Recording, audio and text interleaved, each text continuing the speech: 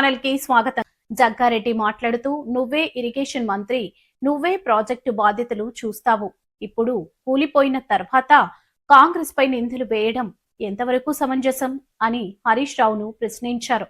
నాణ్యతా లోపాలతో నిర్మాణం జరిగిందనే ఆరోపణలపై సమాధానం చెప్పాల్సింది హరీష్ రావేనని అన్నారు.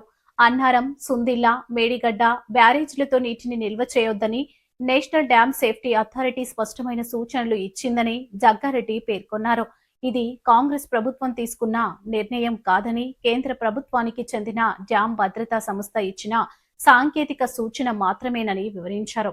ఈ సూచనలను పట్టించుకోకుండా వ్యవహరిస్తే ప్రజల ప్రాణాలు ప్రమాదంలో పడే అవకాశం ఉందని అన్నారు. కాళేశ్వరం ప్రాజెక్టు అంశంపై బీఆర్ఎస్ కాళేశ్వరం ప్రాజెక్టు నిర్మాణంలో జరిగిన లోపాలకు కాంగ్రెస్ ప్రభుత్వాన్ని బాధ్యులను చేయడం సరికాదని, ప్రాజెక్టు నిర్మాణం నుంచి నిర్వహణ వరకు పూర్తి బాధ్యత అప్పటి బీఆర్ఎస్ ప్రభుత్వానిదేనని ఆయన అన్నారు.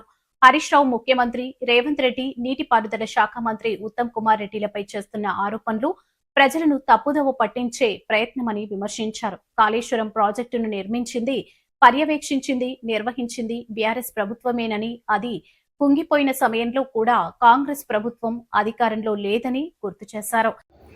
కాంగ్రెస్ గవర్నమెంట్ సీఎం రేవంత్ రెడ్డి ఉత్తమ్ రెడ్డిని బదనాం చేయాలని కార్యశీల కార్యక్రమం పెట్టుకున్నట్టు